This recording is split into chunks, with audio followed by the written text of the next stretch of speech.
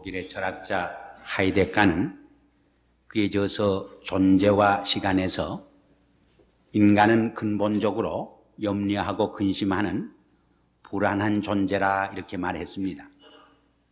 아니, 이런 어려운 말을 빌리지 않더라도 우리는 매일매일 일상생활 속에서 염려하고 근심하며 걱정하고 두려워하며 불안해하는 우리들 자신의 모습을 봅니다. 근데 예수님께서는 염려하지 말라고 말씀하십니다. 너희가 세상에서 환난을 당하나 강하고 담대하라. 내가 세상을 이기었노라 이렇게 격려하십니다. 구약성경 여호수아 1장 9절에도 마음을 강하게 하고 담대하라. 두려워하며 말며 놀라지 말라. 내가 어디로 가든지 내 하나님 여호와가 너와 함께 하느니라 이렇게 말씀하고 있습니다. 이사야 선지를 통해서도 41장 10절에 보면은 두려워 말라 내가 너와 함께 함이니라. 놀라지 말라 나는 내 하나님이 됨이니라. 내가 너를 굳세게 하리라. 참으로 너를 도와주리라. 참으로 나의 의로운 오른손으로 너를 붙들리라 말씀합니다. 사도 바울도 디모데후서 1장 7절에서 하나님이 우리에게 주신 것은 두려워하는 마음이 아니요 오직 능력과 사랑과 근신하는 마음이라고 말씀합니다.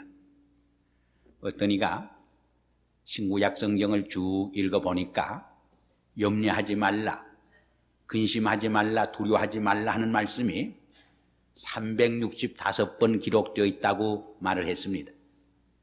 그것이 얼마나 정확한지는 알 수 없지만은 대단히 중요한 교훈을 우리에게 던져줍니다. 1년 365일 동안 매일매일 염려하지 말고 두려워하지 말고 인생을 살라고 하는 중요한 교훈이 거기 담겨져 있기 때문입니다. 우리가 염려하지 말아야 할 이유를 지난 주일 몇 가지로 생각을 해봤습니다. 첫째는 염려하는 것이 우리에게 무익한 때문입니다. 염려가 우리를 도와주는 것이 없습니다. 염려는 우리의 문제를 해결해 주는 것이 아니라 오히려 우리의 문제를 복잡하게 만들고 우리의 문제를 혼돈시켜 줍니다. 두 번째로 한 걸음 더 나아가서 염려는 무익할 뿐만 아니라 우리의 인격과 영혼을 병들게 하고 질식시키며 파괴시키는 무서운 적이 된다고 말씀을 했습니다. 알보리스라고 하는 의사도 우리의 위장병의 80% 이상이 신경성에서 온다 그렇게 주장을 하고 있습니다. 아니, 우리의 위장병뿐만 아니라 우리의 대부분의 정신적, 육체적, 영적 병이 이 염려하고 근심하는 데서 출발되어지는 것을 우리는 알 수 있습니다. 뉴욕의 유명한 리버사이드 교회의 목사였던 포스틱 박사도 이런 이야기를 했습니다. 콜로라도 주의 롱의 봉우리에 400년이나 묵은 큰 거목이 있었습니다.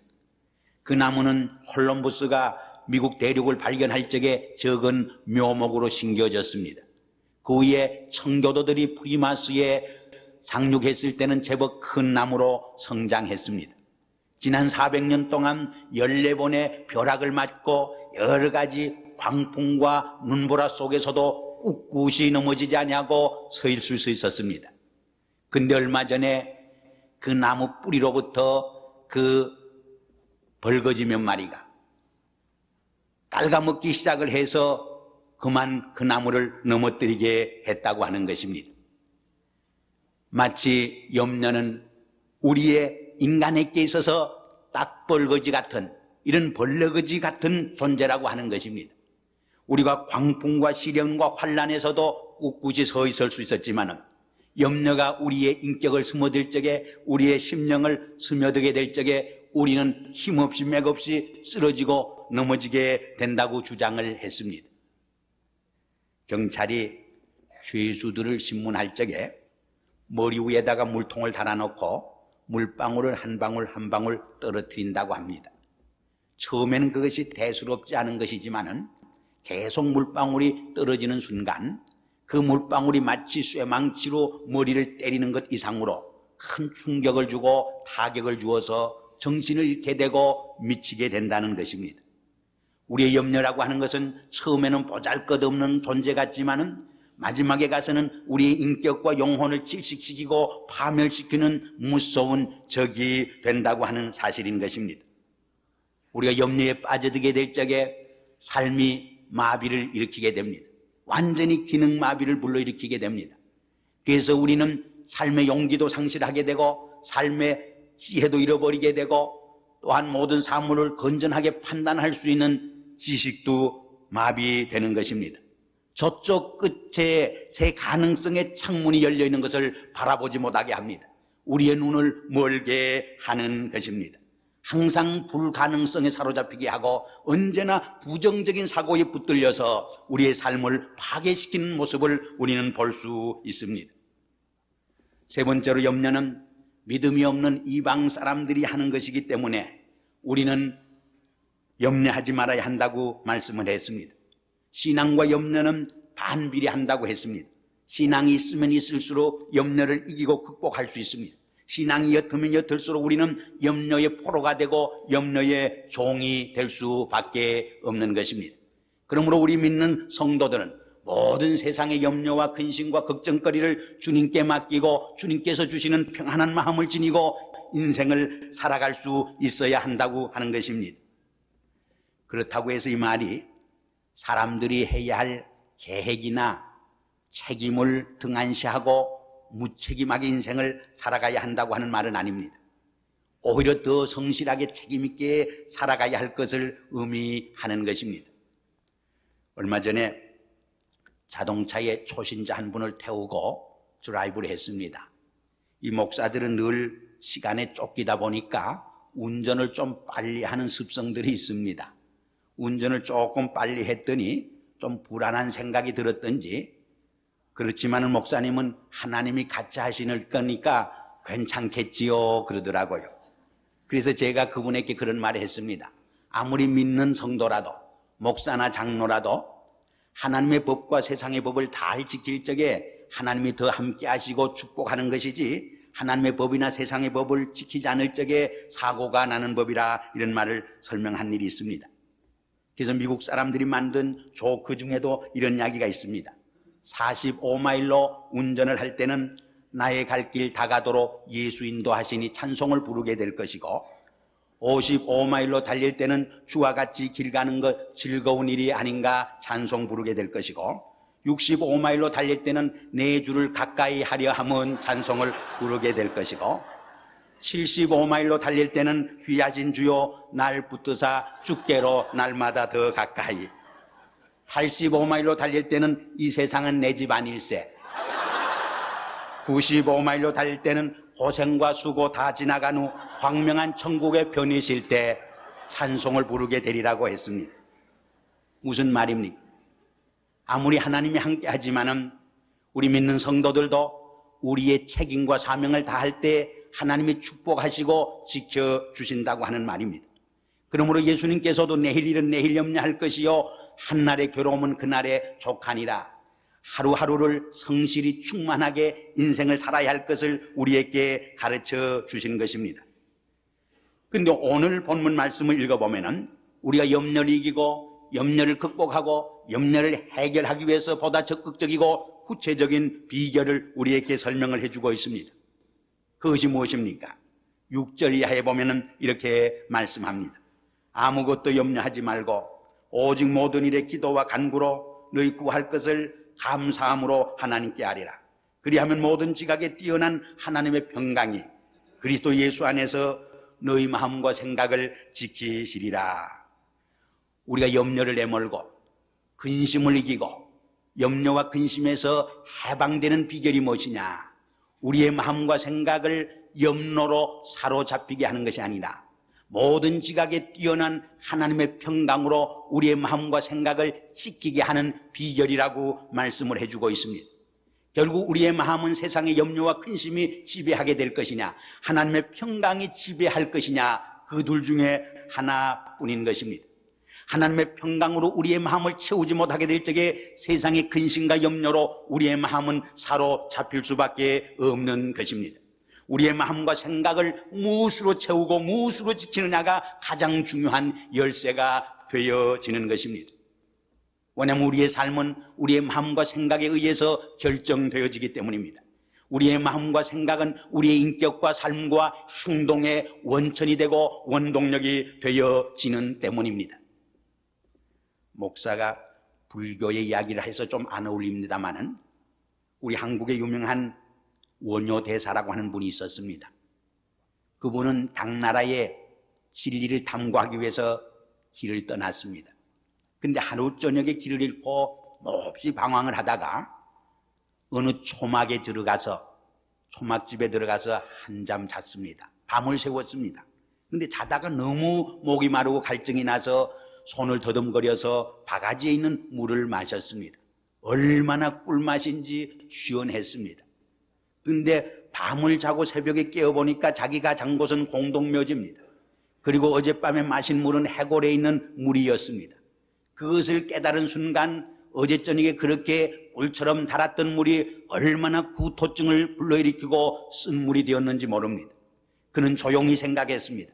꽃 같은 물이 어떻게 어젯밤에는 그렇게 꿀처럼 달았고 오늘 아침에 이렇게 쓴 구토증을 불러일으키게 되는가. 그때 그는 하나의 진리를 깨달았습니다. 그것은 물 자체에 있는 것이 아니라 내 마음과 내 생각 때문이라고 하는 것을 깨닫게 된 것입니다. 그래서 그는 진리를 거기에서 터득한 것입니다. 그래서 당나라로 가는 길을 포기하고 다시 한국으로 돌아와서 진리를 설파했다 하는 이야기가 있습니다. 우리 기독교에서도 마음의 중요성을 강조합니다. 결국 우리의 마음과 생각이 우리의 인격과 생활을 좌우하는 원천이 되어지는 것입니다. 우리의 마음과 생각을 무엇으로 채우느냐, 세상의 염려와 근심으로 채우느냐, 하나님의 평강으로 채우느냐에 따라서 우리의 삶은 결정지어지는 때문입니다. 근데 여기 보면은 하나님의 평강을 설명하는 말씀 가운데서 하나님의 평강을 이렇게 설명을 합니다. 모든 지각에 뛰어난 하나님의 평강이라고 설명을 합니다. 영어 성경에는 beyond human understanding, 모든 인간의 지식과 이해를 초월하는 놀라운 하나님의 평강이라고 하는 뜻입니다. 이 세상이 갖다주는 평강은 일시적입니다. 순간적입니다. 잠시 있다가 없어지는 평화에 불과합니다. 이라크의 전쟁이 끝난 줄 알았는데 여전히 거기에 참된 평화는 깃들지 못하는 것을 봅니다. 여전히 내전과 불안과 근심이 그 땅을 지배하고 있는 모습을 봅니다. 이것이 세상이 갖다주는 평화입니다. 이것이 인간들이 갖다주는 평화입니다. 그러나 하나님이 갖다주는 평화는 영원한 평화요 참된 평화가 되는 것입니다. 그래서 예수님도 요한복음 14장 27절에서 말씀하셨습니다.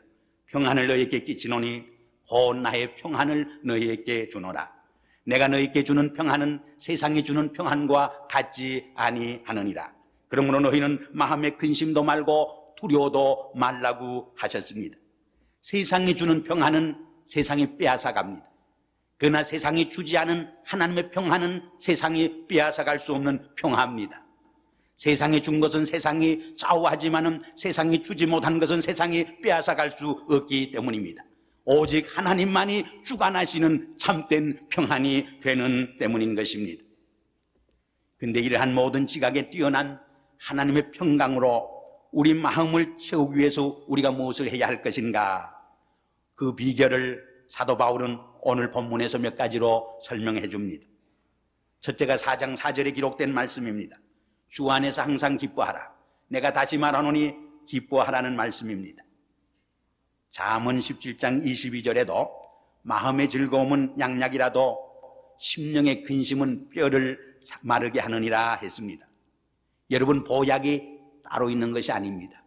마음의 즐거움이 우리의 영혼의 건강과 육신의 건강을 채워주는, 이끌어주는 보약이 됩니다.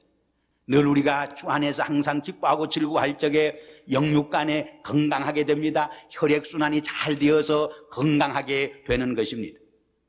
어떤 이가 말하기를 하루에 3번씩만 정말 기쁘게 웃으면은 약이 필요 없고 의사가 필요 없다 그랬습니다. 하긴 의사가 필요 없어도 의사님들이 큰일 나지만은 그만큼 우리의 내적 웃음, 내적 기쁨은 우리에게 건강을 약속해 준다는 말입니다. 최근에 3년 몇 년 동안 이 엔돌핀 이야기를 많이 했습니다만은 잠언 저자는 수천 년 전에 벌써 엔돌핀 이야기를 기록해 주고 있습니다. 마음의 즐거움은 뭐라고 그랬습니까? 양약이라도 심령의 근심은 뼈를 마르게 하나니라. 우리가 염려하고 근심할 적에 우리의 육체가 쇠약해집니다. 아무리 보약을 먹어도 그 보약으로 우리를 치유할 수 없게 되는 것입니다. 그러므로 항상 주 안에서 기뻐하는 것이 우리의 염려와 근심을 내몰고 하나님의 평안을 우리의 삶 속에 심는 비밀이 되고 비결이 된다고 하는 것을 우리는 기억해야 합니다. 그러나 세상의 참된 기쁨과 즐거움이 어디에 있습니까? 세상이 주는 기쁨은 순간적입니다. 기쁨 같지만은 실은 슬픔에 불과한 것입니다. 그래서 오늘 본문에 보면은 주 안에서 항상 기뻐하라고 했습니다. 예수 그리스도 안에만 참된 기쁨이 있다고 하는 말입니다. 예수 그리스도의 십자가가 주는 기쁨만이 참된 영원한 구속의 기쁨이요, 예수 그리스도의 부활을 통해서 주시는 기쁨만이 영원한 소망이 되는 참된 기쁨이요, 즐거움이요, 웃음이 된다고 하는 뜻인 것입니다. 두 번째로 5절에 보니까 너희 관용을 모든 사람에게 알게 하라고 했습니다. 주 안에서 항상 기뻐하는 것이 나와 나 자신의 관계라고 하면은 우리의 관용을 이웃에게 알게 하는 것은 나와 이웃과의 관계성을 의미합니다. 우리의 내적 삶에 균형이 깨어지고 부조자가 찾아와도, 갈등이 찾아와도 염려와 근심이 찾아오고 하나님의 평강이 사라지지만 우리의 이웃과의 외적 관계 속에서도 갈등이 생기게 되면 우리의 삶 속에 염려와 근심이 깃들게 되고 우리의 삶 속에 하나님의 평강이 사라지게 되는 것을 우리는 볼 수 있습니다. 우리 인간은 홀로 살아가는 존재가 아니라 인간 관계 속에 살아가는 관계적인 존재입니다. 그러므로 다른 사람과의 올바른 관계성 속에서, 사랑의 관계성 속에서 우리는 염려와 근심을 이기고 하나님의 주시는 참된 평안을 맛볼 수 있음을 우리는 기억을 해야 합니다. 세 번째로 6절에 보면은 아무것도 염려하지 말고 오직 모든 일에 기도와 간구로 너희 구할 것을 감사함으로 하나님께 아뢰라고 했습니다. 이것은 하나님과 나와의 관계성을 말합니다. 4절 말씀이 나와의 관계성을 의미하면 5절 말씀은 나와 이웃과의 관계성을 의미하는 것이고 이 마지막 6절 말씀은 나와 하나님과의 관계성을 의미합니다. 참된 평화, 하나님의 평화는 어떤 사람에게 깃드느냐? 하나님과의 믿음의 기도, 영적인 교제를 늘 게을르지않게 하는 성도들의 삶 속에 찾아온다는 이야기입니다. 그래서 빈센트는 평화는 신앙적 기도의 열매라고 주장을 했습니다. 믿음의 기도가 있는 곳에 하나님의 평화가 깃들게 된다는 말입니다. 세상의 염려와 근심이 사라지고 하나님의 샬롬이 주어지게 된다고 하는 말입니다. 바울도 로마서 14장 7절에서 하나님의 나라는 먹는 것과 마시는 것이 아니요 오직 성령 안에서 의와 평강이니라 했습니다. 하나님 나라는 다투는 삶에 있지 아니하고 화평의 삶에 있는 것입니다. 근데 그 화평은 어떤 사람에게 주어지느냐? 하나님과의 깊은 영적 사귐 속에 있는 사람에게 주어지는 하나님의 축복의 선물인 것입니다. 고린도후서 7장 10절에 보면 세상 근심은 사망을 이룬다고 했습니다. 그러나 하나님과의 깊은 영적 교제 속에 있는 사람에게는 그리스도 안에서의 내적 자유함을 체험합니다. 내적 평안함을 맛보게 됩니다. 아니, 이 땅에서 먼저 하나님 나라를 체험하며 살아갈 수 있게 되는 것입니다. 크리스찬은 홀로 있어도 외롭지 않습니다. 왜냐하면 하나님이 우리와 함께 하시기 때문입니다. 크리스찬은 홀로 있어도 염려할 것이 없습니다. 주님의 평강이 우리를 지켜주시기 때문입니다. 크리스찬은 홀로 있지만은 두렵지 않습니다. 왜냐하면 주님의 능력이 나와 함께 하시기 때문입니다. 특별히 하나님께 기도와 간구로 아뢰되 감사함으로 아뢰라고 말씀합니다. 케네디 목사는 감사가 없는 기도는 기도의 날개를 잘라버린 것과 같다고 말을 했습니다. 감사는 성숙한 크리스찬의 삶의 모습이요, 우리의 기도가 하나님 앞에 빨리 상달되게 하는 비결이 된다고 하는 의미입니다. 윌리엄 버클레이는 우리 크리스찬들이 어떠한 역경과 환경 속에서도 하나님 앞에 감사함으로 아뢰일 수 있는 비결은, 이유는 다음 세 가지 이유 때문이라고 말했습니다. 첫째로 우리는 반드시 우리의 유익만을 위해 구하시는 하나님의 사랑을 믿고 있기 때문입니다. 두 번째로 우리는 우리에게 가장 좋은 것이 무엇인지를 아시는 하나님의 지혜를 믿고 있기 때문입니다. 세 번째로 우리는 우리에게 최선의 것만을 일어나게 하시는 하나님의 능력을 믿는 때문입니다. 그래서 사도 바울도 로마서 8장 28절에서 하나님을 사랑하는 자, 그 뜻대로 부르심을 입은 자에게는 모든 것이 협력하여 선을 이루나니라 말씀했습니다. 오늘 이 시간 우리는 염려와 근심을 내몰고 하나님의 평화를 우리의 삶 속에 심는 비결을 생각해 봤습니다. 염려와 근심 대신에 우리의 삶 속에 하나님의 평강이 우리의 마음과 생각을 지키게 하시기 위해서는 먼저 주 안에서 항상 기뻐하는 삶에 있습니다. 둘째는 우리의 관용을 다른 사람에게 알게 하는 삶에 있습니다.